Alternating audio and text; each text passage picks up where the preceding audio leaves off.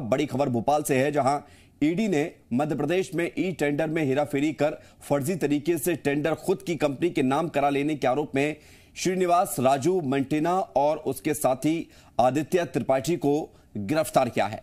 श्रीनिवास राजू मेंटेना हैदराबाद की company मेर्सर्स Mantena constructions का मालिक है और आदित्य त्रिपाठी मेर्सर्स अर्नी इंफ्रा कंपनी का मालिक है। दोनों आपस में दोस्त हैं और आदित्य की कंपनी फ्रंट कंपनी के तौर पर काम करती है।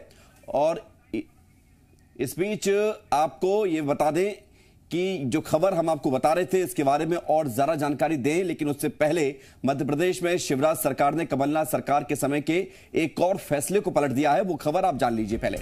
और खबर यह है कि अब सामाजिक संस्थाओं को विधायक अपनी निधि से पैसा दे सकेंगे। आपको ये बता दें कि कमलनाथ सरकार के दौरान इस व्यवस्था को बंद कर दिया गया था। कमलनाथ सरकार ने विधायक निधि के खर्च में कुछ बंदिशें लगाई थी, जैसे धर्मशाला, सामुदायिक भवन निर्माण या सामाजिक संस्थाओं और ट्रस्टों को पैसा देने पर रोक लगा दी थी। लेकिन अब ये फैसला शिवराज सरकार ने बदल दिया है और अब जो रोक लगाई गई थी उसको हटा लिया गया है। तो एक और ये फैसला है जिसे शिवराज सरकार ने बदला है, जो फैसला कमलनाथ सरकार में उस दौरान लिया गया था। तो विधायक निधि पर यह बड़ा फैसला और बड़ी जानकारी आपको दे रहे हैं। कमलनाथ सरकार के दौरान विधायक निधि पर कुछ रोक लगाई गई थी। धर्मशाला होते हैं, जैसे कि सामुदायिक भवन का निर्माण होता है, या सामाजिक संस्थाओं या फिर ट्रस्टों को जो पैसा देने का अधिकार था विधायक निधि से, उस पर रोक उस समय लगाई गई थी। और अब खबर ये सामने आ रही है कि इस रोक को हटा लिया गया है, यानी कि उस फैसले को बदल दिया गया है। एसोसिएट एडिटर हरीश देवेकर जी हमारे साथ जुड़ रहे हैं। हरीश जी, ये फैसला बदला गया है, इसके पीछे क्या वजह सामने आ रही है? जब कमलनाथ सरकार आई थी तब उन्होंने ये कहते हुए फैसला बदल दिया था कि विधायक जो हैं अपनी विधायक निधि का गलत इस्तेमाल करते हैं, निजी संस्थाओं को पैसे दे देते हैं। जबकि विधायक निधि का पैसा जो है विधानसभा के अंदर डेवलपमेंट पे खर्च होना चाहिए। और कहीं ना कहीं ये अंदर सूत्रों से बात सामने आई थी कि भाजपा के विधायक, जो कांग्रेस के लोगों का कहना था कि ये उन संस्थाओं को पैसे देते हैं संघ की संस्थाएं या सरस्वती शिशु मंदिर है, क्योंकि पहले उसमें लिखा हुआ था साफ आदेश में कि विधायक जो है अपनी संस्थाओं को, जिसमें शिक्षा, स्वास्थ्य, चिकित्सा, अन्य क्षेत्रों में काम करने वाली सामाजिक संस्थाओं को पैसे दे सकते हैं। तो पैसे का दुरुपयोग करने के नाम पर कमलनाथ सरकार ने रोक दिया था। लेकिन जब भाजपा सरकार आती है और विधायक यशपाल सिंह इस बात को मांग उठाते हैं कि संस्थान को पैसा देने के वापस से आदेश जारी किया है, कांग्रेस ने दुर्भावनापूर्वक इस निजी रजिस्टर्ड संस्थाओं को बंद कर दिया था। इससे हम चाहकर भी उन संस्थाओं की मदद नहीं कर पा रहे जो सामाजिक क्षेत्रों में काम करती हैं। उसके बाद कमलनाथ सरकार का फैसला पलटा गया है। तो अब ये देखना होगा कि विधायक अपनी निधि से किस तरह की संस्थाओं को पैसा देते हैं और क्या वो अपने विचारधारा वाली संस्थाओं को पैसे देते हैं, जिस तरह कांग्रेस आरोप लगाती रही है। ये बहरहाल देखना होगा। तो हरीश जी, आम जनता इस फैसले से खुश हो या फिर उससे कोई फर्क नहीं पड़ता? देखिए, आम जनता के लिए तो देखा जाए तो कहीं ना कहीं नुकसान है, क्योंकि विधायक निधि मिलती है विधायक के क्षेत्र में विकास कार्य करने के लिए। लेकिन विधायकों का कहना है कि निजी संस्थाएं जो हैं जो बेहतर काम करें उनको भी देना चाहिए। तो आम जनता तो खुश नहीं हो सकती, पर विधायकों का कहना है कि जो सामाजिक संस्थाएं अगर उनको मदद नहीं मिलेगी तो वो बेहतर काम नहीं कर पाएंगे सामाजिक क्षेत्र में। तो अभी बहरहाल देखना होगा किस तरह की संस्थाओं को ये पैसा दे। बिल्कुल, और कितनी और मदद आगे बढ़ती है। शुक्रिया आपका हमारे साथ जुड़ने के लिए। और आइए आपको एक बार फिर से ई टेंडरिंग मामले को लेकर जो कार्रवाई हुई है वो बता दें। इसमें गिरफ्तारी हुई है मध्य प्रदेश में ई टेंडर के मामले में, हेराफेरी का मामला है ये पूरा। हैदराबाद से 2 आरोपियों की गिरफ्तारी हुई है। फर्जी कंपनी से अपनी कंपनी के नाम कराते थे ये टेंडर। श्रीनिवास राजू मेंटेना और आदित्य त्रिपाठी गिरफ्तार किए गए हैं। ई टेंडरिंग घोटाला, फर्जी तरीके से ऑनलाइन टेंडर जो होते थे उसको अपनी कंपनियों के नाम कराते थे हेराफेरी करके। और हैदराबाद से 2 आरोपियों की इस मामले में गिरफ्तारी हुई है। आदित्य त्रिपाठी और श्रीनिवास राजू मेंटेना, इन दोनों की अपनी अपनी कंपनी है और अपनी अपनी कंपनियों को आगे रखकर ये टेंडर लेते थे। ई टेंडरिंग की व्यवस्था इसलिए की गई थी ताकि टेंडर देते समय कोई भाई भतीजावाद या इस तरह की जुगाड़ वाली व्यवस्था ना चले, इसलिए ऑनलाइन टेंडर की व्यवस्था लागू की गई थी। लेकिन इसमें भी घोटाला हुआ था और इसमें भी घोटाले में अब 2 आरोपियों की गिरफ्तारी हुई है। जितेंद्र शर्मा हमारे साथ जुड़ रहे हैं, जी मीडिया संवाददाता। जितेंद्र, 2 लोगों की गिरफ्तारी हुई है, श्रीनिवास राजू मेंटेना और आदित्य त्रिपाठी। क्या कुछ कहा जा रहा है इस पूरे मामले को लेकर? देखिए विवेक, मध्य प्रदेश की जो इकोनॉमिक ऑफेंस विंग है उसने 2019 में मामला दर्ज किया था, जब उसको इस बात का पता लगा था कि जो मध्य प्रदेश के अंदर जो टेंडरिंग दी जा रही है कंस्ट्रक्शन के लिए, उसके अंदर कहीं ना कहीं रिगिंग हो रही है। और उसके बाद हैदराबाद बेस्ड कुछ कंपनियां हैं जो कि उस टेंडर को ले जा रही है, जिसके बाद उन्होंने जांच की और उन्होंने मामला दर्ज किया था। जिसके बाद उनकी जो ई टेंडरिंग कंपनी को देखने वाली जो कंपनियां हैं, उनके 2 जो लोग हैं, विनय चौधरी और वरुण चतुर्वेदी, उनको गिरफ्तार किया गया था। जिसके बाद ये मामला ईडी के पास गया और उसी एफआईआर के आधार पर ईडी ने मामला दर्ज करके अपनी जांच शुरू की। मनी लॉन्ड्रिंग के तहत ये मामला दर्ज किया गया था और उसी में जब जांच शुरू की और 20 जगह छापेमारी की तो पता लगा कि कितना बड़ा ये नेटवर्क है, किस तरह से ई टेंडर की जो प्रोक्योरमेंट होती है उसको रिग करके मिलीभगत से टेंडर हथिया रहे थे और उसके बाद ये कंस्ट्रक्शन काम कर रहे थे और अधिकारियों को भी पैसा दे रहे थे।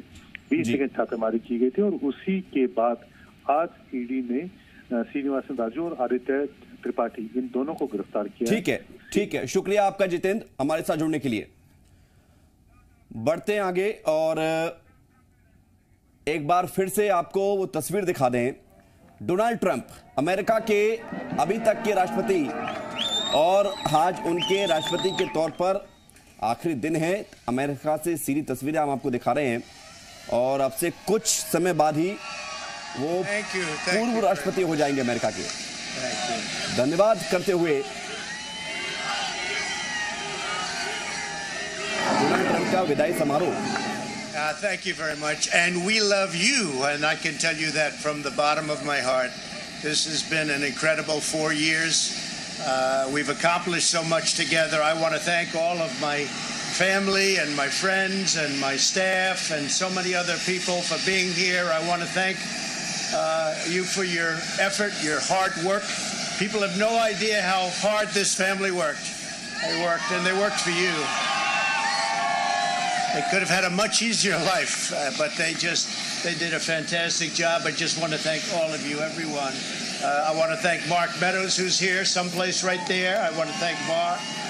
But it's been something very special. We've accomplished a lot. Our First Lady has been a woman of great grace and beauty and dignity. And so popular with the people, so popular with the people. In fact, honey, would you like to say a few words, please? Being your First Lady was my greatest honor. Thank you for your love and your support. You will be in my thoughts and prayers. God bless you all. God bless your families. And God bless this beautiful nation. Thank you. What else has to be said, right? But what we've done, that's true, honey, great job. What we've done has been amazing by any standard. We rebuilt the United States military. We created a new force called Space Force. That in itself would be a major achievement for a regular administration. We were not a regular administration. We took care of the vets, 91% approval rating. They've never had that before. The vets have given us, the VA, the vets have given us an approval rating like has never been before. We took care of our vets and our beautiful vets. They were very badly treated before we came along. And as you know, we get them great service and we pick up the bill and they can go out and they can see a doctor if they have to wait long periods of time. We got it so that we can sadly get rid of people that don't treat our vets properly. We didn't have any of those rights before when I came on, so our vets are happy, our people are happy, our military is thrilled. We also got tax cuts, the largest tax cut and reform in the history of our country by far. I hope they don't raise your taxes, but if they do, I told you so. And if you look at the regulations, which I consider the regulation cuts to be maybe even more important, that's why we have such good and have had such good job numbers. The job numbers have been absolutely incredible. When we started, had we not been hit by the pandemic, we would have had numbers that would never have been seen. Already our numbers are the best ever. If you look at what happened until February a year ago, our numbers were at a level that nobody had ever seen before. And even now, we really built it twice. We got hit. Nobody blames us for that. The whole world got hit, and then we built it again. And now the stock market is actually substantially higher than it was at its higher point prior to the pandemic. So it's really, you could say we built it twice. And you're going to see incredible numbers start coming in if everything is sort of left alone. Be careful. Very complex. Be careful. But you're going to see some incredible things happening. And remember us when you see these things happening, if you would. Remember us, because I'm looking at elements of our economy that are set to be a rocket ship up. It's a rocket ship up. We have the greatest country in the world. We have the greatest economy in the world. And as bad as the pandemic was, we were hit so hard, just like the entire world was hit so hard. Places that thought they got away with it didn't get away with it. They're suffering right now. We did something that is really considered. तो सभी का धन्यवाद अदा करते हुए Donald Trump अपने 4 साल के मुख्य फैसले का भी जिक्र कर रहे हैं और आज का दिन उनके बतौर राष्ट्रपति के तौर पर आखिरी दिन होगा और अब से कुछ देर बाद वो पूर्व राष्ट्रपति हो जाएंगे अमेरिका के। मुख्यमंत्री शिवराज सिंह चौहान ने आत्मनिर्भर मध्य प्रदेश के तहत रोजगार उत्सव का शुभारंभ किया। इस दौरान मुख्यमंत्री ने मंत्री यशोधरा राजे सिंधिया को ज्यादा से ज्यादा रोजगार उपलब्ध कराने की जिम्मेदारी सौंपी है। सीएम ने कहा, हमारा प्लान है कि हर महीने 1 लाख लोगों को रोजगार दिया जा सके। उन्होंने कहा, पहले साल में 6000 युवाओं को रोजगार मिलेगा और 10,000 तक इसे ले जाएंगे। उन्होंने कहा, शासकीय नौकरी देने की एक सीमा है, ऐसे में ग्लोबल स्किल पार्क के जरिए युवाओं को ट्रेनिंग दी जाएगी ताकि वो कहीं भी नौकरी कर सकें। सीएम ने कहा कि ऐसी नीति बनाई गई है, जो निवेश करेगा उसे हर संभव मदद करेंगे, वह शर्त यह होगी कि 70% स्थानीय युवाओं को रोजगार मिले। शिवराज सिंह चौहान ने कहा कि सरकार का फोकस सिर्फ रोजगार पर है, इसलिए उन्होंने कहा कि मैं एमपी के विकास और इंफ्रास्ट्रक्चर के लिए पैसे की कमी नहीं होने दूंगा। जो इन्वेस्टमेंट करेगा उसको सुविधाएं सब देंगे, लेकिन शर्त यह रहेगी कि 75% रोजगार स्थानीय बच्चे मध्य प्रदेश के बेटा बेटियों को देना पड़ेगा। ग्लोबल स्किल पार्क बना रहे हैं और ग्लोबल स्किल पार्क बनेगा इंटरनेशनल स्टैंडर्ड का। काम जारी है।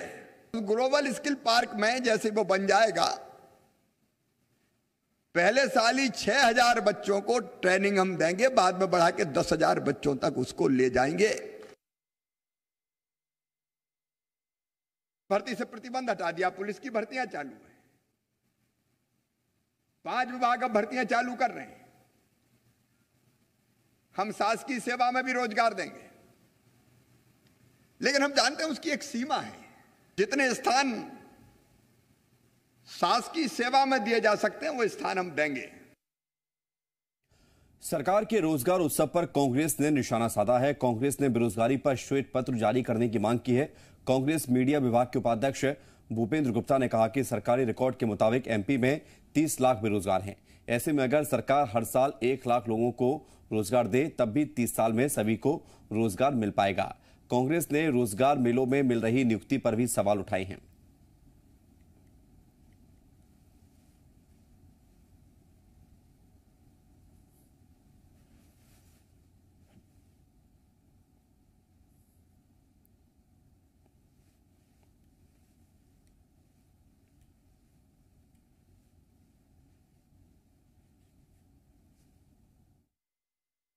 लोगों को इन्होंने सड़कों पर छोड़ रखा है, वो बेरोजगार घूम रहे हैं और चयन भी हो चुका है। एक गाजर लटका दिए उनके सामने, बेचारे दौड़ते चले जा रहे हैं। इस सब के ऊपर सरकार को अपनी जो है एक सुस्पष्ट नीति बतानी पड़ेगी। उन्हें जो है इस पर श्वेत पत्र जारी करना चाहिए कि आज वर्तमान में ऐसे कौन से कितने बच्चे हैं जिनका चयन सरकार कर चुकी है और उन्हें प्लेसमेंट नहीं दे पा रही। मध्य प्रदेश में 6 लाख से ज्यादा आयकर दाता संबल योजना से बाहर होंगे। ऊर्जा मंत्री प्रद्युम्न सिंह तोमर ने साफ किया है कि इन्हें राज्य सरकार की सस्ती बिजली योजना का फायदा नहीं मिलेगा। आपको ये बता दें कि संबल योजना के तहत 1 महीने के लिए सिर्फ 200 रुपए में बिजली मिलती है।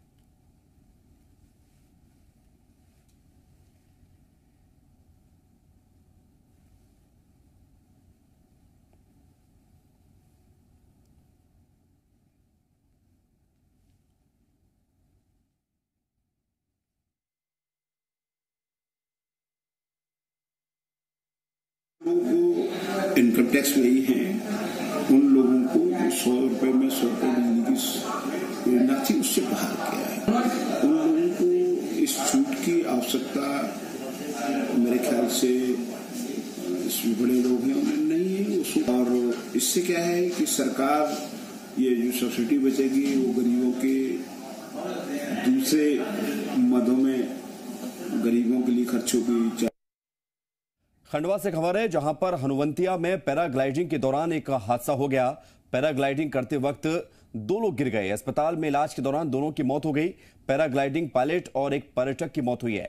कलेक्टर ने इस पूरे मामले को लेकर मजिस्ट्रियल जांच के आदेश दिए हैं। यहां पर पैराग्लाइडिंग होती है, एडवेंचर्स किए जाते हैं, लेकिन इस दौरान हादसा हुआ है और पैराग्लाइडिंग का पायलट और एक पर्यटक की मौत की खबर सामने आ रही है। कलेक्टर ने मजिस्ट्रियल जांच के आदेश दे दिए हैं। तो बड़ी खबर खंडवा से, हनुवंतिया ये एक एडवेंचर्स स्पोर्ट्स की जगह है और प्रमोद सिन्हा हमारे साथ जुड़ रहे हैं, जी मीडिया संवाददाता। प्रमोद, कैसे ये हादसा हुआ? जी देखिए, लगभग शाम के 5:30 बजे की बात है, जब हनुवंतिया टापू की साइट पर ये पैराग्लाइडिंग हो रही थी। क्योंकि पैराग्लाइडिंग जो है जब से हनुवंतिया जल महोत्सव चालू हुआ तभी से हो रही थी और इसी दौरान यह हादसा हुआ। बताया जाता है कि पैराग्लाइडिंग के दौरान ही ऊपर जब वो लगभग 250 मीटर ऊपर हाइट पर पैराग्लाइडिंग की गाड़ी थी, उसी समय जो है कोई तकनीकी खराबी आ गई और पूरा ग्लाइडिंग मशीन जो है वो पूरी छत में गिर गई। इसी दौरान जो है दोनों लोगों की मौत हो गई है। इसमें बताया जाता है कि एक बालचंद डांगी ये पायलट था और इसी का एक साथी था गजराज सिंह पाली, राजस्थान का है। क्योंकि वो पर्यटक भी कह सकते हैं और उन्हीं का साथी भी कह सकते हैं। ये दोनों लोग उसमें सवार थे। तुरंत ही जो लोग वहाँ जल महोत्सव पर जो लोग थे उन लोगों ने उन्हें रेस्क्यू किया और तुरंत हॉस्पिटल पहुंचाया, लेकिन उन्हें बचाया नहीं जा सका। दोनों की मौत की पुष्टि हो चुकी है। कलेक्टर खंडवा ने इस पूरे मामले की मजिस्ट्रियल जांच के आदेश दिए हैं और एसडीएम को इसके लिए मुकर्रर किया है और लोगों से कोई लापरवाही भी बरती गई थी क्या? क्योंकि सुरक्षा के इक्विपमेंट यूज किए जाते हैं, पैराग्लाइडिंग के दौरान हेलमेट लगाया जाता है और भी कोशिशें की जाती हैं ताकि व्यक्ति यदि गिर भी जाए तो सुरक्षित रहे। तो क्या इस तरह की कोई जानकारी?